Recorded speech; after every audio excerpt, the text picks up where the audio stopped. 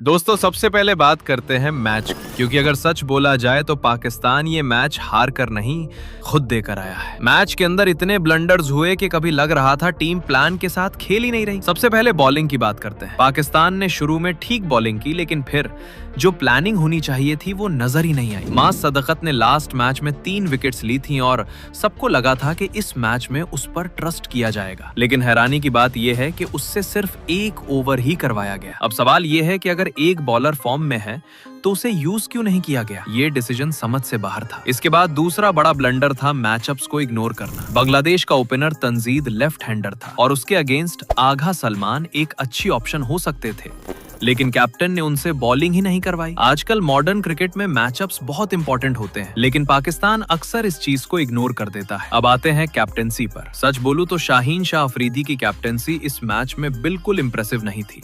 Field placements भी confusing थे और बॉलिंग चेंजेस भी टाइम पर नहीं हुए। जब ऑपोजिशन पार्टनरशिप बन रही होती है तो कैप्टन को एग्रेसिव होना पड़ता है, लेकिन यहाँ वो अर्जेंसी नजर नहीं आई। अब बैटिंग की तरफ चलते हैं। पाकिस्तान की बैटिंग में एक पॉजिटिव चीज जरूर थी और वो थी सलमान अली आगा की सेंचुरी।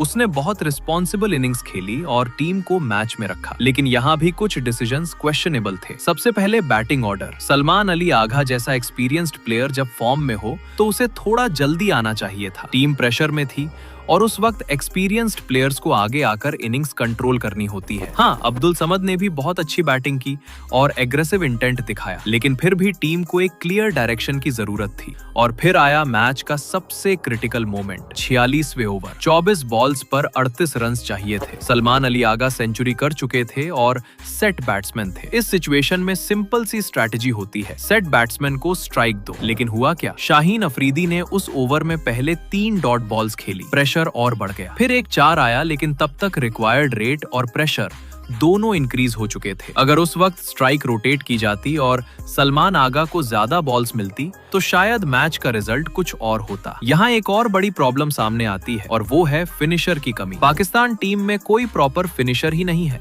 न कोई प्लेयर को उस रोल के लिए प्रिपेयर किया जा रहा है और न ही रोल्स क्लियर हैं। जब प्लेयर्स को पता ही नहीं होगा कि उनका एग्जैक्ट रोल क्या है तो फिर प्रेशर सिचुएशन में कंफ्यूजन ही होगा। और यही वजह है कि जब भी मैच क्लोज होता है पाकिस्तान अक्सर फिनिश नहीं कर पाता। अब आगे क्या होने वाला है वो भी इंटरेस्टिंग है। अब पीएसएल आने वाला है और पीएसएल की हाइप बहुत ज्यादा होगी। हर प्लेयर परफॉर्मेंस करेगा और फिर डिस्कशन शुरू हो जाएगा कि पाकिस्तान के पास बहुत टैलेंट है और बहुत कंपटीशन है। लेकिन प्रॉब्लम ये है कि जब इंटरनेशनल लेवल पर बड़े मैचेस आते हैं तो फिर वही मिस्टेक्स रिपीट होती हैं। पीएसएल के बाद पाकिस्तान की ऑस्ट्रेलिया के अगेंस्ट ओडीआई सीरीज भी आने वाली है और मेरा ख्याल है कि उस सीरीज में टीम का कॉम्बिनेशन फिर चेंज होगा। सीनियर्स भी वापस आ सकते हैं और फिर यंगस्टर्स साइड पर हो जाएंगे। मतलब फिर से वही साइकिल स्टार्ट हो जाएगी जहां टीम एक क्लियर डायरेक्शन के बगैर सिलेक्शन करती रहती है। बहरहाल दोस्तों, ये थी मेरी एनालिसिस मैच के बारे में, जहां पाकिस्तान ने बहुत सारे ब्लंडर्स किए और एक जीता हुआ मैच अपने हाथ से गंवा दिया। और एक छोटी सी रिक्वेस्ट भी है, मैं देख रहा हूं कि आप लोग वीडियोस तो देखते हो लेकिन चैनल सब्सक्राइब नहीं करते। अगर आपको पाकिस्तान क्रिकेट की ऐसी ऑनेस्ट और डिटेल्ड एनालिसिस पसंद है